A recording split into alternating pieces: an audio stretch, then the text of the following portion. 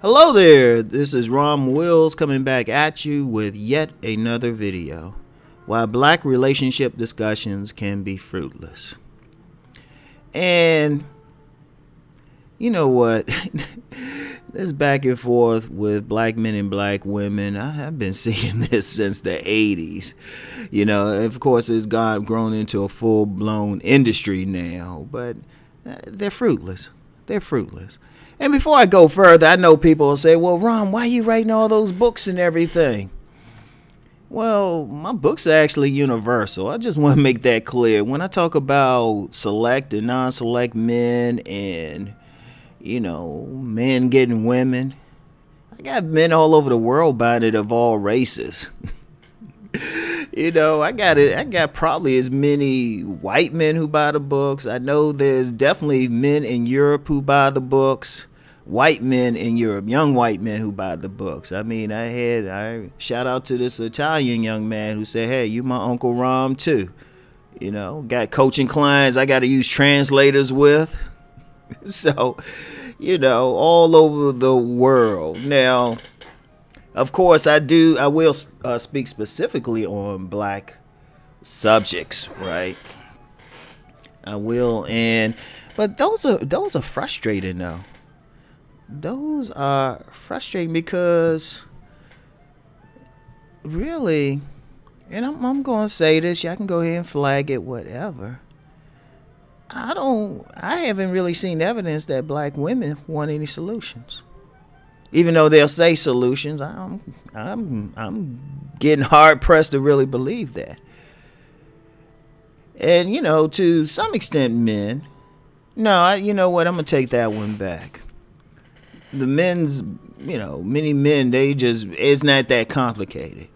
But you know what? They're fruitless because one of the things I found is that many black women don't really want to hear what the black man has to say. And seriously, and this is going back years, and I've told this story before. I actually got threatened for just speaking, not even my mind, but just repeating what some brothers were saying at a forum, at a discussion. I mean, I actually got threatened for saying some brothers, you know, we were talking about the type of hair that black women prefer on a man. I mean, on a black men prefer on a woman, right? And they were talking about, you know, you had some people, some women talking about, oh yeah, they like those weaves and everything. And all I said was, well, you know, I talked to a lot of brothers and they prefer natural hair. And they got mad. And then, you know, I was just answering honest questions. I'm getting threatened. I was like, you know, and the reason wasn't what I was saying, but that I was just speaking truth. I was actually told by someone. It's like, nah, you saying some stuff they don't want to hear. I'm like, well, how you going to have a conversation? I'm going to tell you what, I've worked professionally as a negotiator. And the only way you're going to make a negotiation work or discussion work, people got to be honest, even if the shit hurts. You know? Even if it hurts. But see, too often what's happening in black relationship discussions, it's become a case of tell the women what they want to hear. Throw the brothers under the bus, tell the women what they want to hear. And you have some relationship experts who are making some money just doing just that. Male and female. Now, in all fairness, there are some women out there. There's some black women out there who are keeping it 100. But it's kind of funny. Their biggest fans are men, not even women.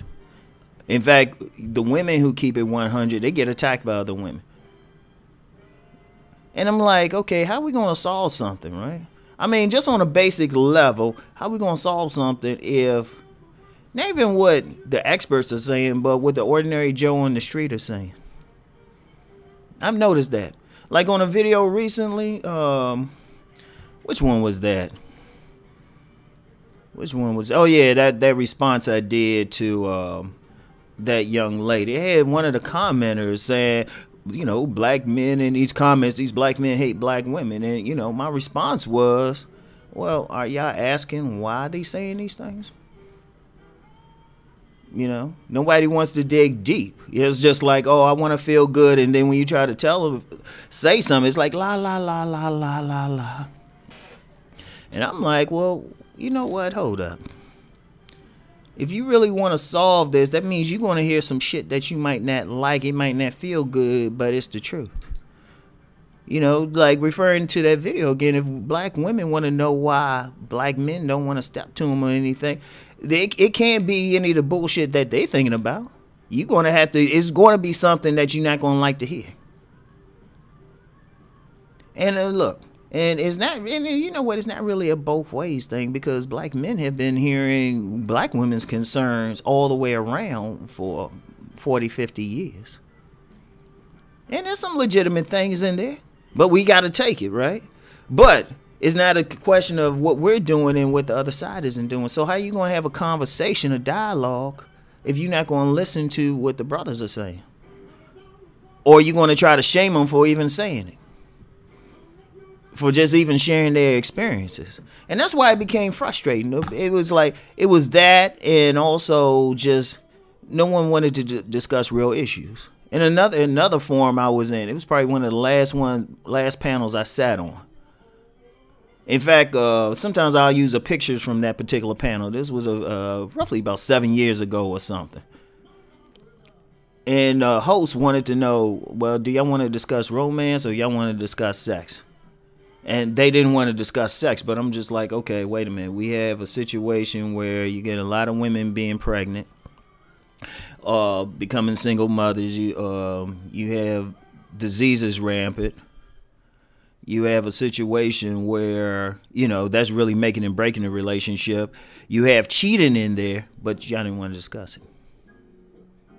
And I'm like, well, wait a minute. That's playing a big part. Because it's like, you know, first you don't want to hear what the men have to say, and then people don't want to discuss real issues. And then we wondering why we going back and forth. But you know what, though? Maybe me, the businessman, the hustler, I ain't looking at it right. Oh, maybe because I'm not looking at this as a long-term career, because I've publicly stated several times, you know, I don't want to be discussing relationships 5 years from now.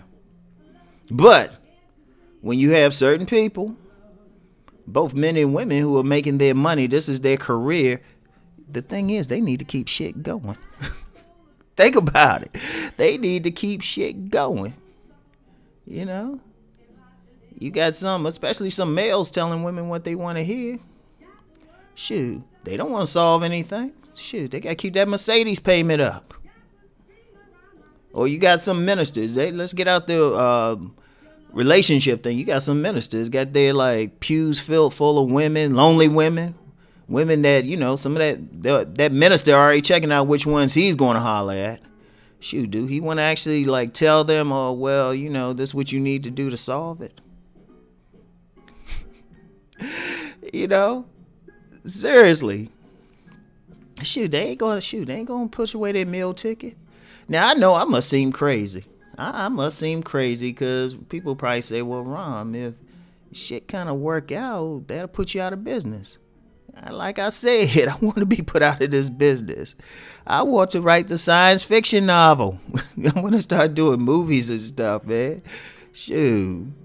I want to start, hey, you know what? I just want to just sit around and discuss some philosophy, you know? I want my deep thought channel to be the big channel, you know? Because to me, right, if you really think about it, there was a point, particularly in the black community, where the black family was the most stable, where the relationships were stronger. Now, people will come up with a bunch of stuff like, oh, we were forced to stay together and all of that, but no, I don't think so. Because I've actually talked, like I said in another video, I actually talk with people. I've talked with couples who have been married 40, 50 years, you know, who came from back then. And they actually a pleasure to be around, because one of the things is they done figured it out. Nobody forced them to be together. Because if that's the case, they still wouldn't be together.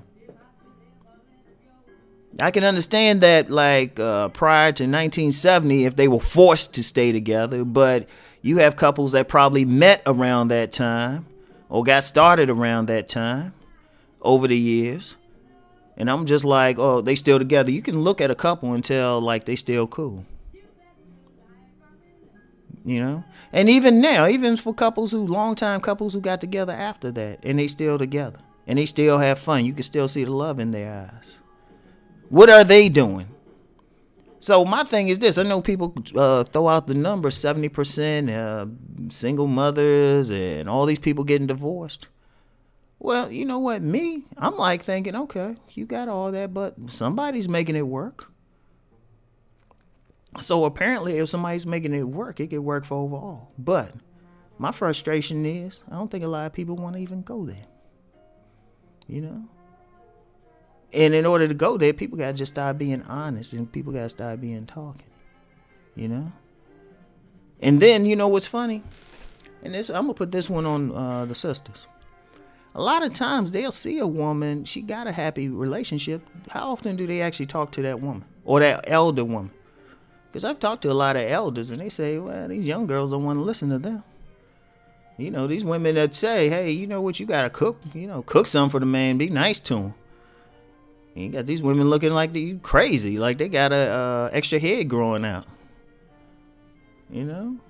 And you know what? And that's not just the women. There's a lot of dudes. You got, you know what? Because I know I got some detractors. They just say, oh, you Rom, you old. You don't know what's going on now. Man, a woman's vagina ain't changed. Like I said, this ain't just the women. Yeah, they ain't listening to the elders, but then a lot of young folks. I give credit to young people who are listening to me, but then you get something like, oh, it's changed, Rom. You don't know how it is. They got this and that. And they doing this. I'm like, if a woman's vagina ain't changed in like a millennia, women still respond to the same shit. It's a different way. It's a different context. That's about it. But when you get down to it, you tell a woman she look pretty, she gonna smile. If a woman look at you and she's finds you attractive, shoot, the vagina gonna get wet. That's going to change. But see, you try and tell some guys like, okay, this is how you do it. They don't want to listen. But you know, when you look at it overall, it's like people just trying to keep the money flowing. But see, my vision bigger than that. Like I said, I want to be put out of business.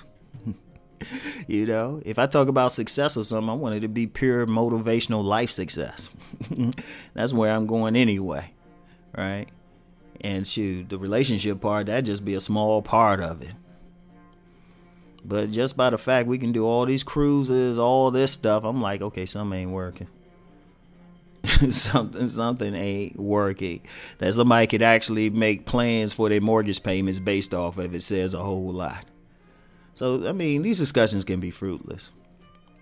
But I ain't the type who give up for one simple reason. I want to be put out of business. I want to look up one day, say, you know what, my books ain't selling no more. My relationship books ain't selling. Let me get that science fiction epic going. All right. Anyway, I just had to get that off, get off my chest. But the way this thing with the black relationship thing going, I know I say about 3-4 months, I'm gonna do a similar video, and then 3 or 4 months after that. In fact, I think progress will be made when I can't do these videos anymore. All right. So anyway, I'll talk to you later. Peace.